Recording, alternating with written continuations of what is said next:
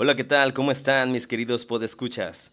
Bienvenidos a este segundo episodio de Brujo X, porque recuerda que el hechizo más poderoso que existe es la imaginación.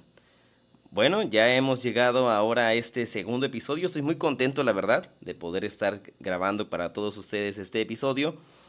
Y antes que nada quisiera darles las gracias a todos los que se toman un poquito de su tiempo para escucharme.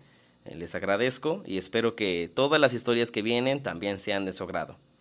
Bueno, esta semana vamos a conocer la historia de uno de los escritores más leídos de finales del siglo XIX, un personaje que fue todo un visionario y que pudo ver el futuro por medio de la ficción, hablando de inventos que aún no existían y de eventos que se iban a suscitar en años posteriores y que siguen ocurriendo.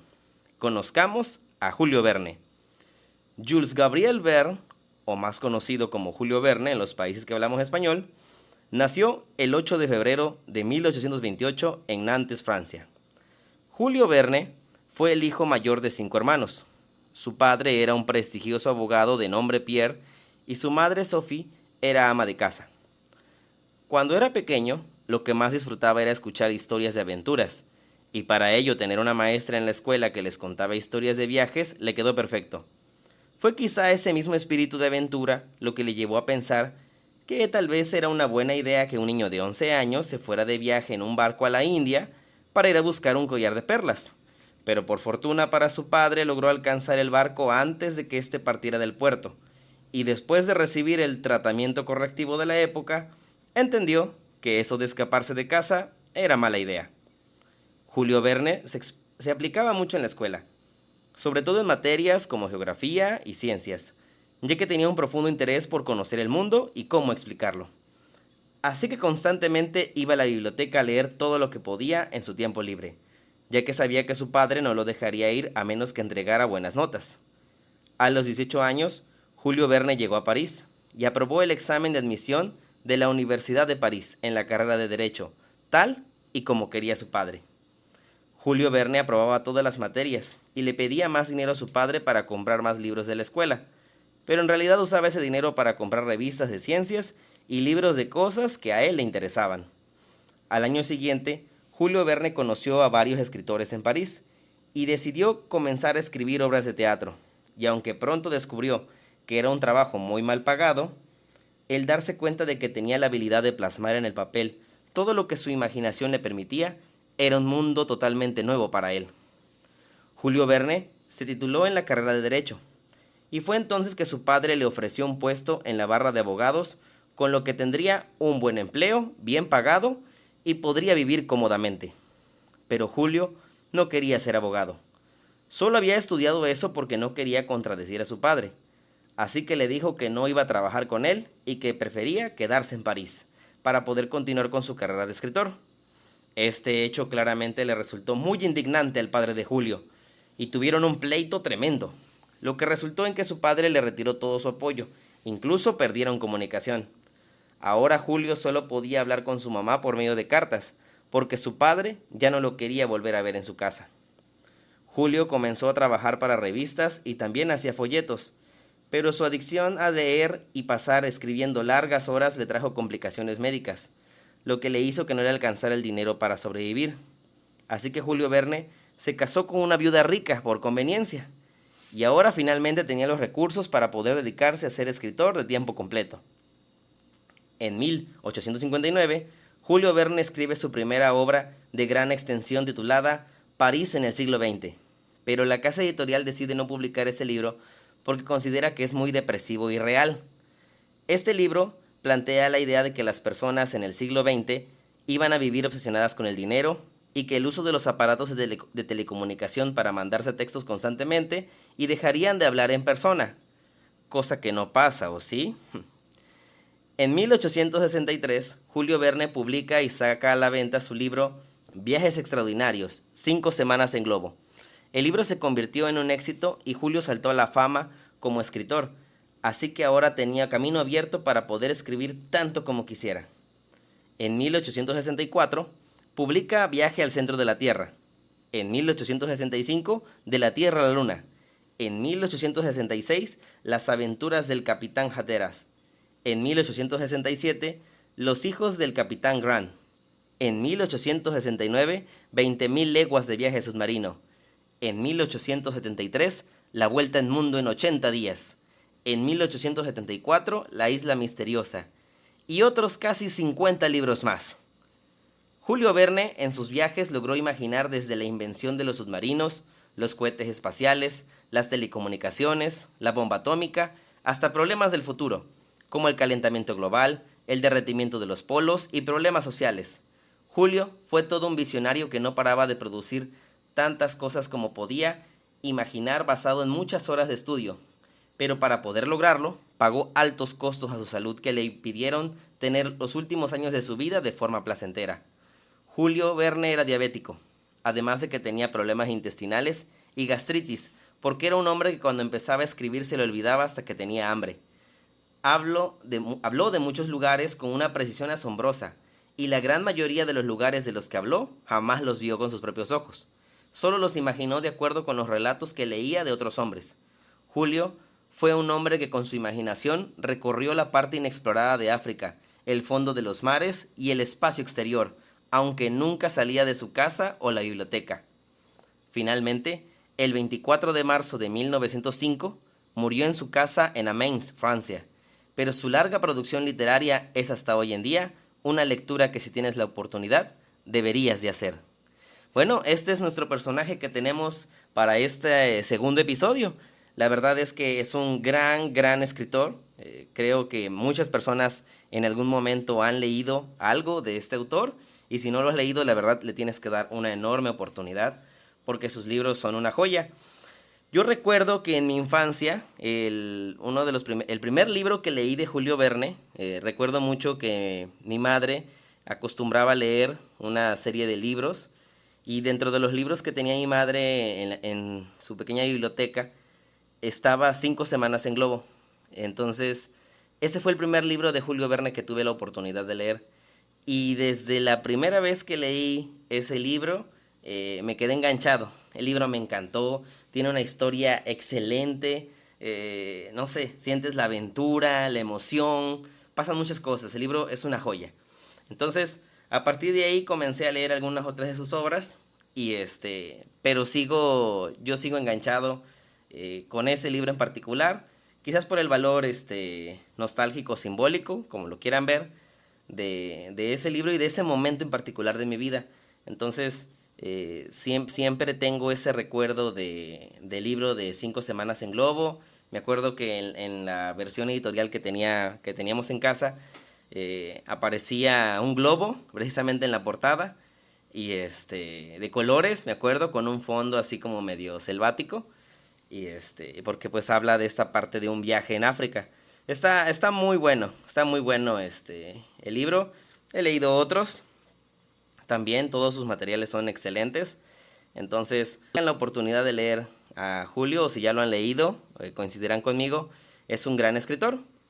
Pero bueno, ya que esta semana hemos conocido un poco más de Julio Verne, y por ello se me ocurrió decidir elegir una de sus pequeñas obras cortas, que quizás ustedes no hayan leído. He elegido para este capítulo, tuve a bien buscar y seleccionar una obra de Julio Verne que quizás es muy poco conocida, al menos yo no he conocido a otra persona por ahora que la haya leído antes. Esta obra está basada en una historia real de una flota española que pasó a formar parte de México en 1824.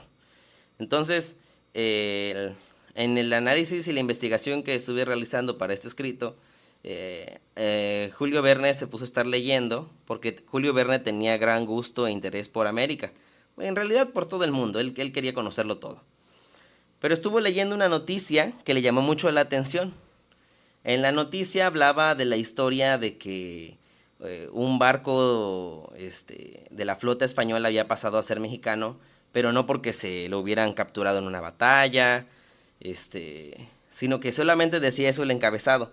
Entonces, Julio Verne, con leer esta noticia así, de manera muy escuata, decidió investigar un poco más, ver lo poquito que podía obtener de la prensa de aquella época, y lo demás pues decidió completarlo con una novela. Entonces trató de llenar los vacíos de la historia y es así como nace esta pequeña novela de Julio Verne que se llama Un drama en México, que es el nombre de este capítulo. La novela se llama Un drama en México y es una pequeña obra de Julio Verne, y así que tuve a bien hacer la adaptación. Espero que les guste y pues me hagan saber en sus comentarios qué opinan. Ya conocían esta historia, no la conocían, y bueno, entonces siempre es un gusto estar atendiendo y conociendo de todo un poco. Espero que les agrade esta historia. La historia se llama Un drama en México. Era el 18 de octubre de 1824. Dos barcos de guerra españoles se encuentran en la isla de Guam, en el Océano Pacífico, cerca de las Islas Mariana. Los barcos de guerra de nombre Asia y Constancia están bajo el mando del capitán Ortega. Tiene apenas unos meses que los representantes de México y España acaban de firmar la paz en Londres, pero muchos españoles tienen en la mente la idea de poder reconquistar América. Sin embargo, la tripulación de estos dos barcos de guerra se encuentra cansada y desanimada. Hace ya muchos meses que el gobierno de España no les ha pagado nada, y tienen que comer muy mal mientras siguen protegiendo las posesiones que le quedan a la corona española en el continente asiático. El capitán Ortega ya ha tenido que castigar a varios miembros de su tripulación, en especial al teniente Martínez, que constantemente ha dado señales de rebelión por la falta de un pago. Una tormenta provoca daños menores en el Asia, lo que los hace tener que descender del barco en las Islas Marianas para poder realizar reparaciones. Mientras estas ocurren, el teniente Martínez y el vigilante José deciden reunir a la mayoría de la tripulación en un bar lejos del oído del capitán y de los oficiales, para platicar sobre su precaria condición y la necesidad de conseguir, por el medio que fuera, garantizar un pago. Así que se ponen de acuerdo y aprovechan esta escala para organizar un motín y apoderarse de los barcos. Acuerdan que cuando estén cerca de la isla de Mindanao, lanzarán una señal desde el Asia, y entonces, simultáneamente, en ambos barcos, la tripulación deberá de capturar a los oficiales para luego poner rumbo hacia México y vender los barcos de guerra para poder cobrarse lo que les debían y, de paso, dinero suficiente para una nueva vida. Al mismo tiempo, en el barco Constancia, el capitán Ortega y su contramaestre Roque platican sobre los problemas de conducta y de cómo les surge llegar a Manila con la esperanza de que el gobierno al fin haga los pagos para evitar una rebelión. Unos días más tarde, el Asia y el Constancia van rumbo a la isla de Mindanao, y el contramaestre Roque les ordena a dos jóvenes que fueron adoptados por el capitán desde niños, de nombres Pablo y Jacobo, que vigilen de cerca los movimientos del teniente Martínez. Después de las 6, con buen viento, el vigilante José avisa que se encuentra a menos de 2 días de Mindanao, y es entonces cuando lanza una señal al Constancia, que viene navegando detrás. Al mismo tiempo, comienza el motín en ambos barcos. Los oficiales se resisten, pero rápidamente son sometidos por la abrumadora diferencia del número. La tripulación les gana en ventaja de 40-1. Capturados todos los oficiales, el teniente Martínez ordena que sean enviados al sótano y ordena el cambio de rumbo hacia México. En la cubierta, los recién amotinados discuten sobre qué hacer con los oficiales y el capitán Ortega. Algunos proponen que todos sean asesinados, pero luego de una votación deciden que lo mejor será abandonarlos en una isla desierta. El capitán Ortega ve a los ojos a Pablo y Jacobo y, sin decir nada, estos entienden que no tiene caso rebelarse en ese momento y que lo mejor será esperar. Mientras tanto, el teniente Martínez hace colocar en la parte frontal al capitán Ortega. Martínez y Ortega discuten. Entonces, el teniente pierde el control y con un hacha corta las cuerdas que amarran uno de los soportes de las velas, y este cae sobre la cabeza del capitán y le aplasta el cráneo como un huevo que cae contra el suelo. El teniente Martínez ordena que arrojen lo que queda del cuerpo del capitán al mar. En la siguiente isla desierta que encuentran, dejan abandonados a todos los oficiales. La tripulación se siente insegura de llegar a México, en barcos de guerra y que no sean recibidos a cañonazos, pero al teniente Martínez se le ocurre un plan de ponerle banderas mexicanas a los barcos y así evitar ser atacados. Así que van rumbo a California y se colocan sobre las playas de San Francisco y piden audiencia con el gobernador para poder realizar la venta de los barcos. pero el gobernador les dice que él no puede realizar la compra y que lo mejor será que vayan a la Ciudad de México a platicar en persona con el presidente Guadalupe Victoria. El teniente Martínez, convencido por el vigilante José, navegan en rumbo al puerto de Acapulco.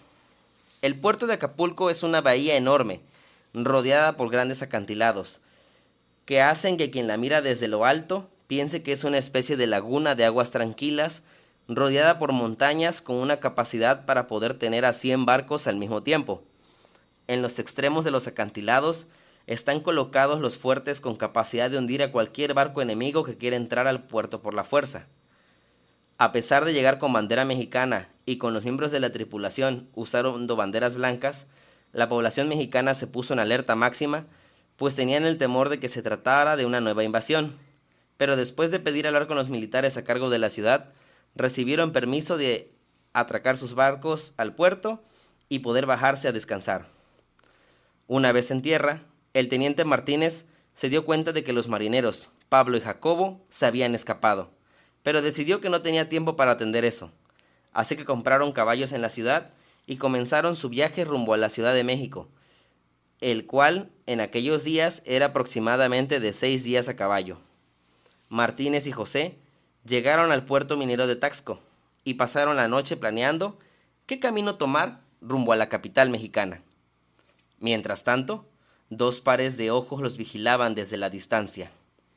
Después de 2 días, llegaron a la ciudad de Cuernavaca y decidieron que tomarían el camino hacia Toluca, porque era el más rápido pasando por un costado de los volcanes. En un punto del viaje decidieron amarrar los caballos y ponerse a descansar. De pronto, un ruido los despertó, y notaron como una avalancha de rocas y piedra venía desde la parte alta de la montaña, y no les dio tiempo de desamorrar a los caballos, que fueron arrastrados al barranco y murieron. Ahora tenían que continuar su camino a pie en una zona montañosa de una tierra extraña, con el sueño de volverse ricos vendiendo los barcos de guerra. Caminaron todo el día hasta que de pronto una tormenta los sorprendió. Y entonces la oscuridad, el frío, el cansancio y la lluvia hacían muy agotador el viaje. Y además de todo, se habían perdido y ya no estaban seguros de ir por el sendero correcto hacia la Ciudad de México. Entre el sonido de los rayos de la tormenta, vibrando por todas las montañas, Martínez y José nunca se dieron cuenta de que Pablo y Jacobo los habían estado siguiendo. En el momento en que por el cansancio José se quedó detrás, mientras Martínez buscaba con desesperación alguna señal de un poblado en donde pasar la noche, se escucharon los pasos que corrían a toda velocidad en medio de la oscuridad. De pronto, José dio enormes gritos de dolor que pronto se extinguieron, ya que una enorme roca le había destrozado el cráneo, gracias a Pablo y Jacobo que lo habían asesinado. Un relámpago dio la luz suficiente para que el teniente Martínez se diera cuenta de la sangre en las piedras alrededor de José y que sus asesinos ahora iban tras él. Martínez corrió pidiendo auxilio. Martínez corrió todo lo rápido que pudo, pero pronto sintió un par de golpes secos en su espalda. Tardó unos instantes en darse cuenta de que sus rodillas y sus costillas ahora estaban rotas. Sus pulmones estaban siendo atravesados por el filo de un par de hachas que fueron lanzadas por Jacobo y Pablo. 3 días más tarde, un par de españoles se presentaron frente al presidente de México y realizaron la venta de los barcos de guerra, mientras que en el fondo de las montañas que rodean a la capital mexicana estaban los cuerpos de 2 hombres que soñaron con riqueza y solo encontraron la perdición. Fin. Bueno, ¿qué tal? ¿Qué les pareció? No sé si ya alguno de ustedes había escuchado esta historia. A mí, en particular, se me hizo muy interesante y dije, vamos a contar una historia corta de Julio Verne, porque la mayoría de sus historias son largas, son muy extensas, son muy detalladas, están muy, muy emocionantes. Y esta historia corta de él me dije, creo que está perfecta. Está bien para dar a conocer, para conocer otra historia más, poco común, más allá de las clásicas de 20.000 leguas de viaje submarino, viaje al centro de la Tierra, etcétera, ¿no?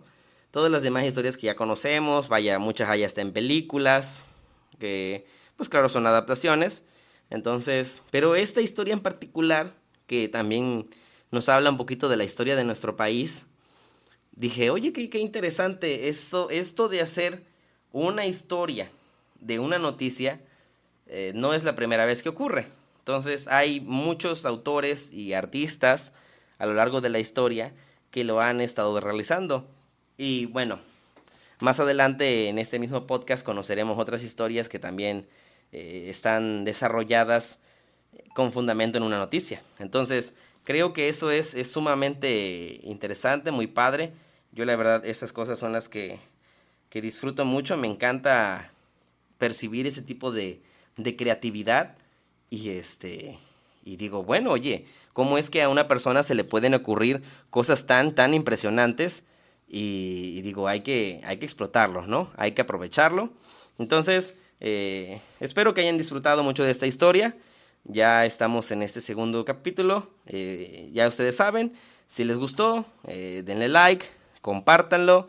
Espero que la disfruten y recuerden, yo soy Tabo X, esto es Brujo X, porque recuerden que el hechizo más poderoso que existe es la imaginación. Hasta la próxima y nos vemos la siguiente semana. Muchas gracias.